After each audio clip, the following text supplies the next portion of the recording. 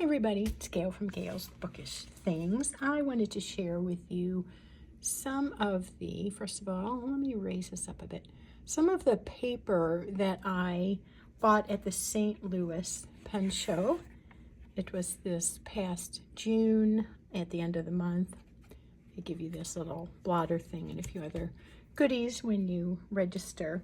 I have been in the market for paper to work with my fountain pens that works in a way that I like. For me, that's similar to Cosmo Air Light or Aerofil, I don't know how you say that, but that's kind of a new one that I'm trying and that I'm liking.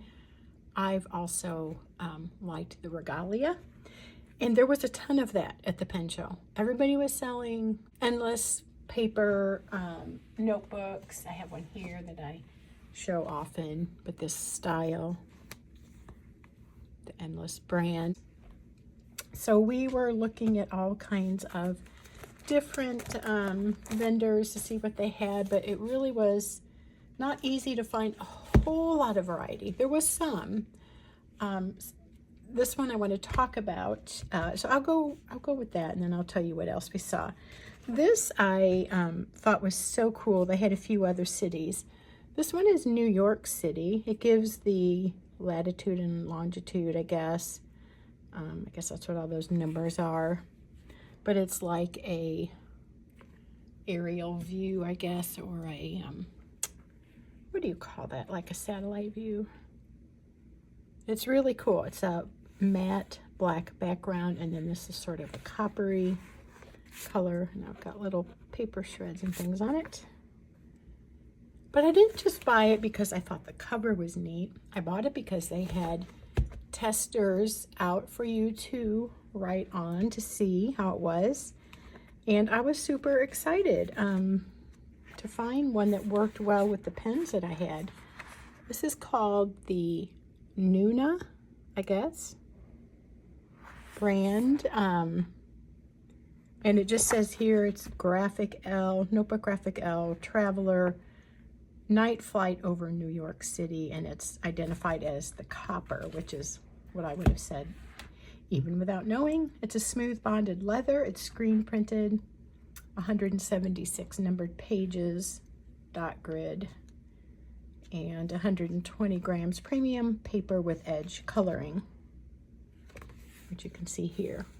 Which was also kind of a fun feature. I don't know what size this is, but bigger than an A5, so maybe it's in the B realm of papers, which I don't know anything about. This is made in Germany, and the brand is Brand Book.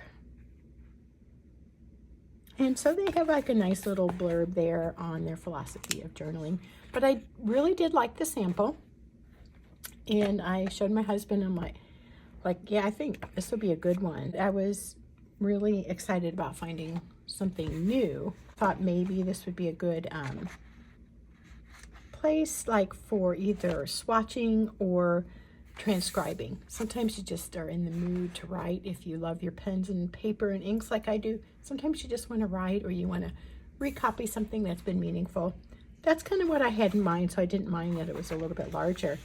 But honestly, I have to say I was a little disappointed when I got home and tried to write with the pens that I had inked up. I have the Takisumi here, the Inaho, what other, the Tachia Olive, the Pilot Blue, the Meet Me in St. Louis, KWZ show, pen show ink, and then this is Needler's Southwest Sunset. Really the best one was the Platinum Preppy. That one is actually okay. If you look really close, there's a bit of feathering. It wasn't bad, but I did kind of want something I could use all my pens and colors on. And so far, I haven't tested any more than these. I was a little bit frustrated because it just seemed like the sample notebooks they had that were about a A6 or maybe a little smaller size seemed so much better. So that is really weird, but if you have any experience with this paper, let me know. I also picked up this little Midori. This is the B6 Slim. The blank I have used this paper, and I've had a pretty good time with it, but I wanted to revisit it and just see again how it might work with my fountain pens. What are your thoughts about Midori? Please comment on that below and what you find works well. So we were done with the pen show, and we went to the Panera that was across from the hotel, and we were talking about the pen show. And a lady sitting with her daughter across from us overheard us speaking about it. And she said, because I had talked about going to St. Louis Art Supply. We were actually given a coupon at the pen show. And I thought, great, you know, maybe I'll get down there. She heard me talking about it, and then I had told a Instagram/YouTube friend that I could maybe get some stamps for her. Then it didn't look like it was going to. And then I decided that I did want to go.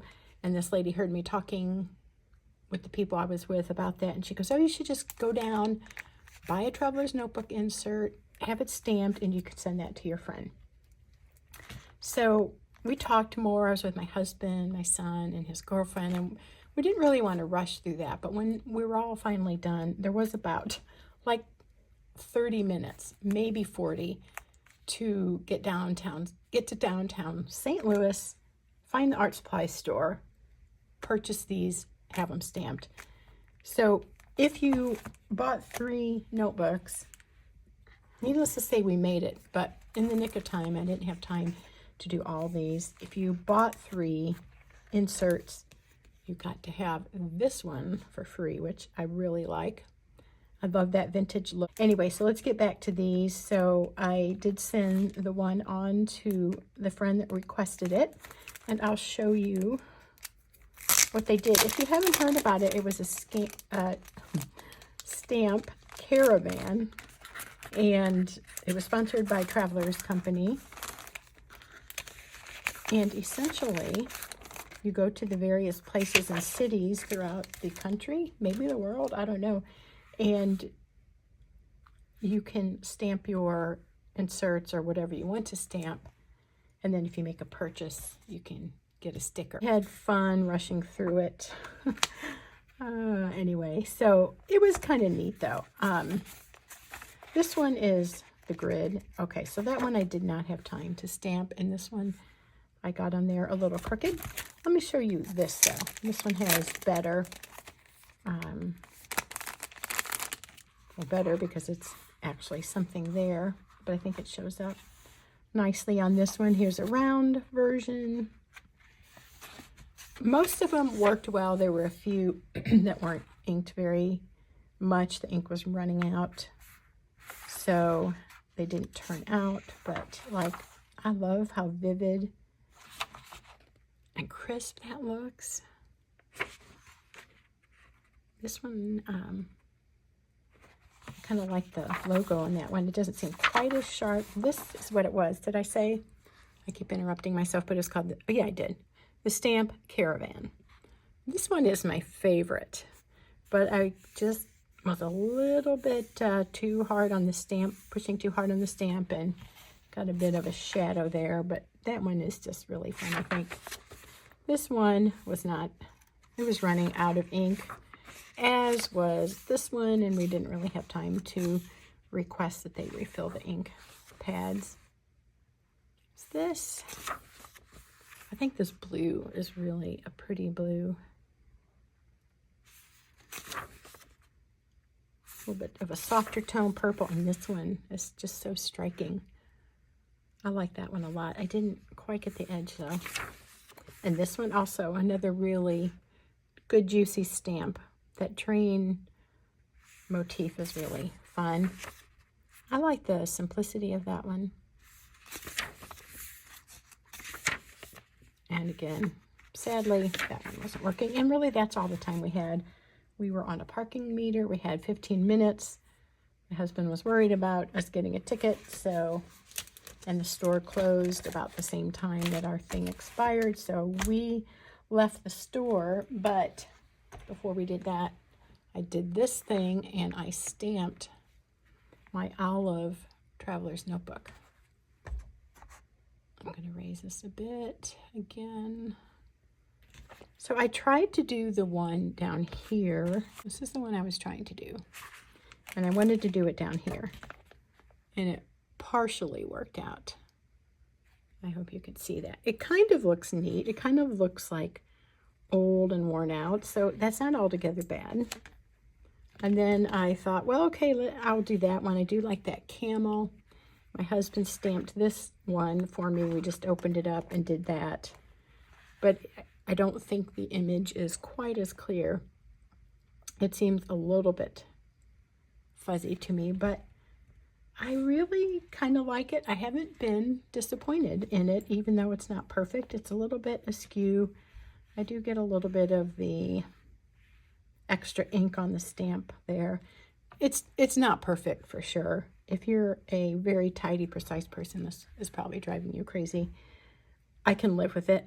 And as you can see, this cover is really getting dinged up. Didn't do one on the back, but the lady I met at Panera had stamped the back of hers. That was another thing.